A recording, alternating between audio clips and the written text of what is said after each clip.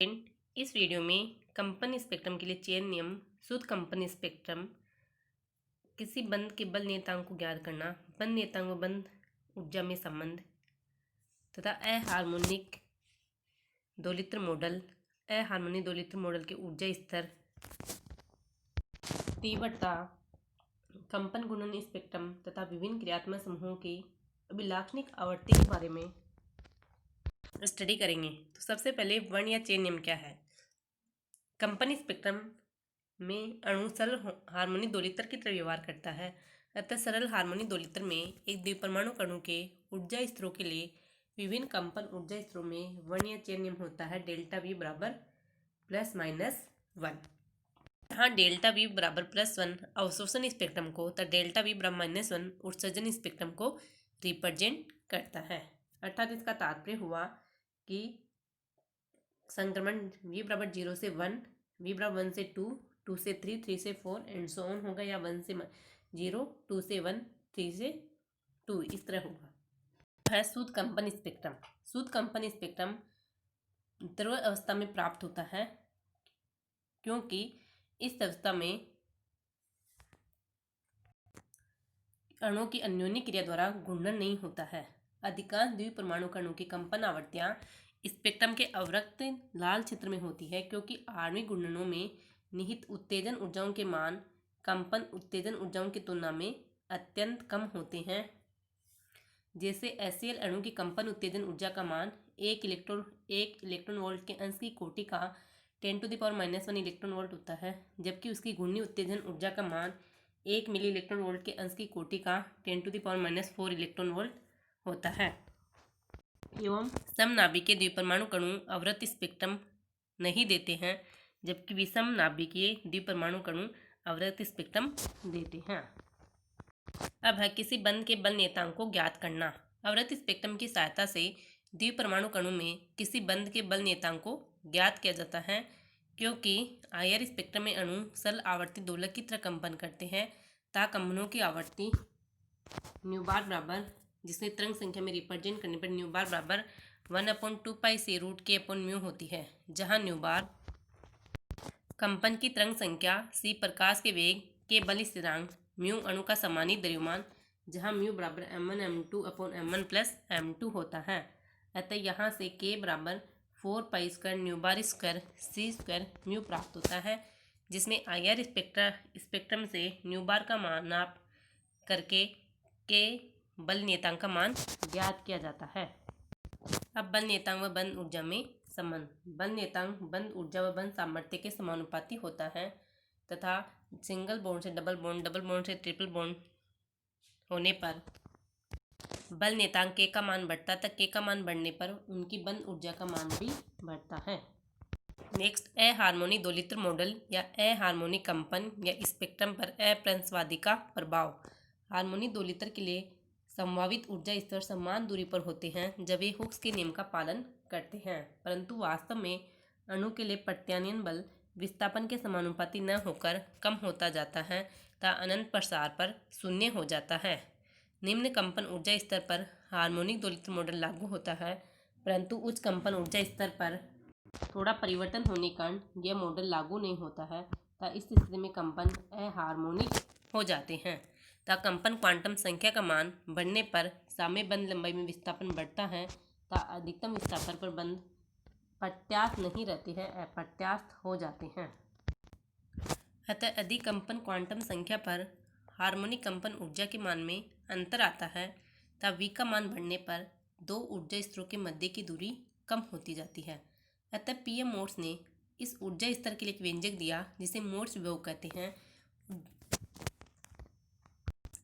जो निम्न प्रकार है। v बराबर d 1 - exponential b r equivalent - r का होल स्क्वायर, जहाँ r अंतर्नाभिक की दूरी, r इक्विवेलेंट साम्यावस्था पर अंतर्नाभिक की दूरी, d वियोजन ऊर्जा तब b स्थिरांक को रिप्रेजेंट करता है।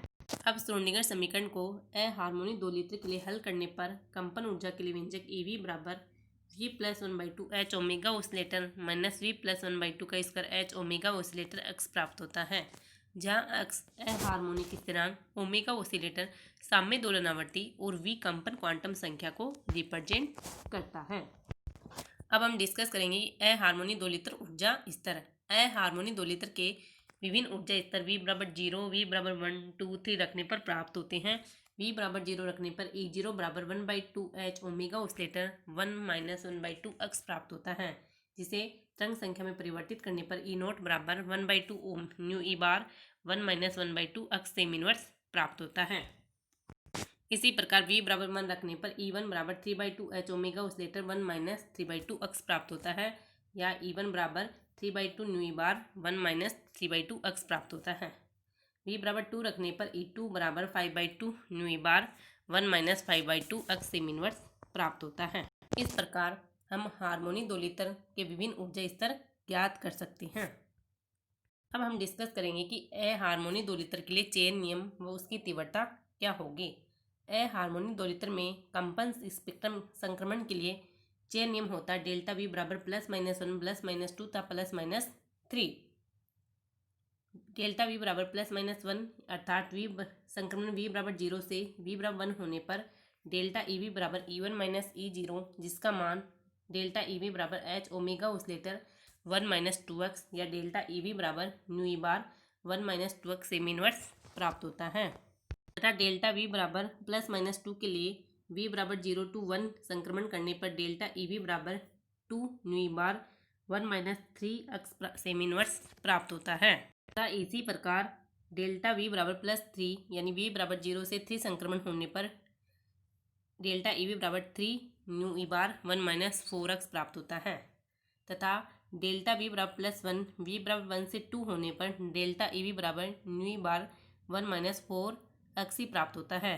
इस प्रकार प्रत्येक अलग अलग कंपन स्पेक्ट्रम पृथक लाइन शो करता है। तो हम डिस्कस करेंगे कि तीव्रता V बराबर 0 से V बराबर 1 संक्रमण पर जो लाइन बनती है वह मुख्यतः कमरे के ताप पर होती है तथा यह अधिक तीव्रता वाली होती है। इसे ही हम मूल अवशोषण या मूल बैंड कहते हैं या फंडामेंटल बैंड कहते हैं, जो कि डेल्टा V बराबर +-1 से उत्पन्न होती है। डेल्टा V बराबर +-2 +-3 जो कि 0 से 2, 0 से 3, 0 से 4 जाने पर ओवरटोन प्राप्त होते हैं। V बराबर 0 से 2 जाने पर प्रथम ओवरटोन प्राप्त होते हैं तथा इसकी तीव्रता मूल बैंड से कम होती है। फिर V बराबर 0 से V बराबर 3 जाने पर द्वितीय ओवरटोन प्राप्त होते हैं तथा इसकी तीव्रता और भी कम होती है, तथा V बराबर 0 से 4 जाने पर तीव्रता इससे भी कम नहीं के बराबर होती है। इसे तृतीय ओवरटोन कहते हैं। इस प्रकार V बराबर 0 से 2, 0 से 3, 0 से 4 आगे जाने पर ओवरटोन प्राप्त होते हैं, तथा V बराबर 1 से 2, 3, 4 जाने पर हॉट बैंड प्राप्त होते हैं, क्योंकि कमरे के ताप पर अधिकतम परमाणु होते हैं अतः अधिकतम तीव्रता होती है। अतः अधिकांश कंपन संक्रमण V बराबर 0 पर ही होते हैं, परंतु जब तापक्रम बढ़ाया जाता है तो अणु निम्न ऊर्जा स्तर V बराबर 0 से उच्च ऊर्जा स्तर V बराबर 1 में जाते हैं। अतः हॉट बैंड V बराबर 1 से 2, 3, 4 जाने पर प्राप्त होते हैं तथा तापक्रम के बढ़ने पर इनकी तीव्रता बढ़ती जाती है।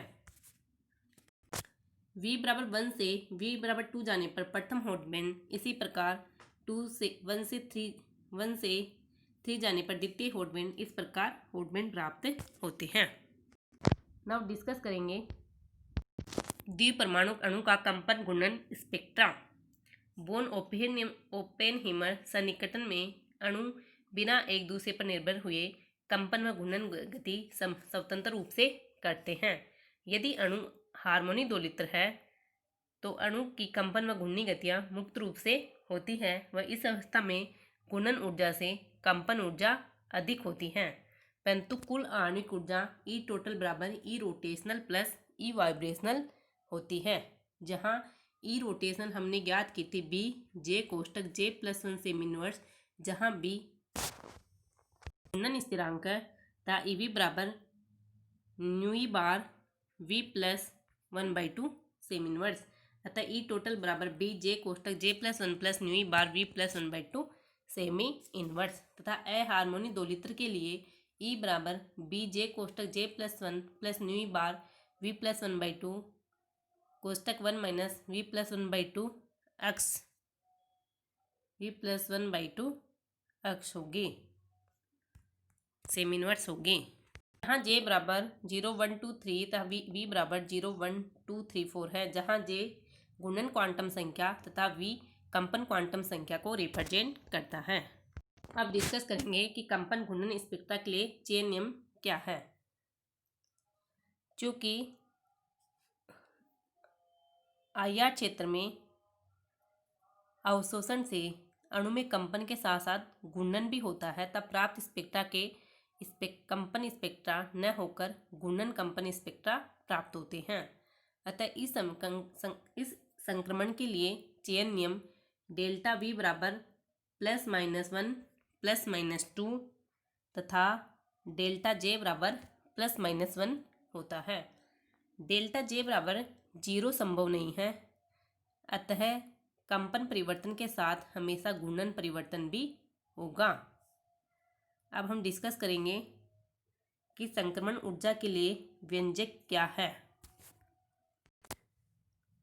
जब अणु क्वांटम संख्या v बराबर 0 से v बराबर 1 में संक्रमण करता है तो इसे प्राप्त स्पेक्ट्रम में दो शाखाएं प्राप्त होती हैं, जो कि चयन नियम डेल्टा J बराबर -1 पर, अर्थात जब J2J-1 में संक्रमण हो तो इससे प्राप्त शाखा को P शाखा कहते हैं, तथा दूसरा चेन नियम डेल्टा J बराबर +1 पर, अर्थात संक्रमण J2J+1 हो, इसे R शाखा कहते हैं।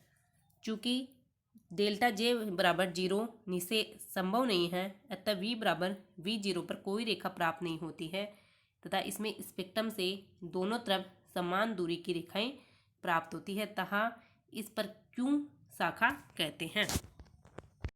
जैसे ये V0 है जिसे Q शाखा से रिप्रेजेंट किया गया है, इसके इस साइड R शाखा प्राप्त होती है तथा इधर P शाखा प्राप्त होती है, जो कि J2J-1 के लिए है, यानी डेल्टा J बराबर -1 के लिए है, तथा R शाखा डेल्टा J बराबर +1 के लिए है, जो कि J2J+1 संक्रमण के लिए होती है, तथा ये दोनों शाखाएं तथा P शाखा एक दूसरे से 2B सेमी इनवर्स पर होती है, तथा इसी प्रकार R शाखा में ऊर्जा स्तर 2B सेमी इनवर्स पर होते हैं। जबकि मूल आवर्ती V0 से P तथा R शाखा का प्रथम ऊर्जा स्तर 4B सेमी इनवर्स पर होते हैं। इस प्रकार तथा अणु के कंपन घूर्णन स्पेक्ट्रम में केवल एक ही रेखा प्राप्त नहीं होती, बल्कि कई रेखाएं प्राप्त होती हैं। एक कंपन ऊर्जा स्तर के घूर्णन ऊर्जा स्तरों से दूसरे कंपन ऊर्जा स्तर के घूर्णन ऊर्जा स्तरों के मध्य संक्रमण से क्लोज स्पेक्ट्रमी रेखाएं प्राप्त होती हैं, तथा ये रेखाएं कंपन घूर्णन स्पेक्ट्रम बनाती हैं, तथा स्पेक्ट्रोस्कोप से देखने पर ये रेखाएं एक चौड़ी रेखा की भांति विकसित होती हैं, और जिसे कंपन घूर्णन बैंड कहते हैं। तो डिस्कस करेंगे विभिन्न क्रियात्मक समूहों की कंपन आवृत्तियाँ। एल्केन में CH स्ट्रेचिंग की 2960 से 2860, एल्केन में CH स्ट्रेचिंग की 2850 से 1920, CH डबल बॉन्ड CH में CH स्ट्रेचिंग की 3040 से 3010, न्यू CH एरोमेटिक कंपाउंड्स में 3030 semi inverse, new CH stretching alkyne में 3300 सेमी इनवर्स होती है,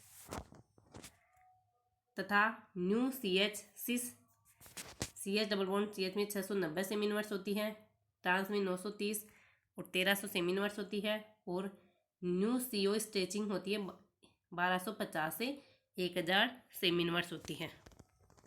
new C double bond C stretching 2100 से 2260 सेमी इनवर्स होती है, न्यू NH स्ट्रेचिंग 3300 से 3500 सेमी इनवर्स होती है, न्यू CO स्ट्रेचिंग एस्टर में 1735 से 1750 सेमी इनवर्स होती है, न्यू स्ट्रेचिंग एल्डिहाइड में 1740 से 1720 होती है, न्यू OH स्ट्रेचिंग 3610 से 3640 होती है। मेनली न्यू CO स्ट्रेचिंग 1850 से 600 सेमी इनवर्स होती है, जो कि एमाइड में, एस्टर में, कार्बोनाइल में इनमें होती है, तथा न्यू CO स्ट्रेचिंग कीटोन में 1705 से 1725 सेमी इनवर्स होती है। इन स्ट्रेचिंग फ्रीक्वेंसी को ध्यान में रखकर हम यौगिक की संरचना का निर्धारण कर सकते हैं कि इस अणु में कौन सा क्रियात्मक समूह उपस्थित है।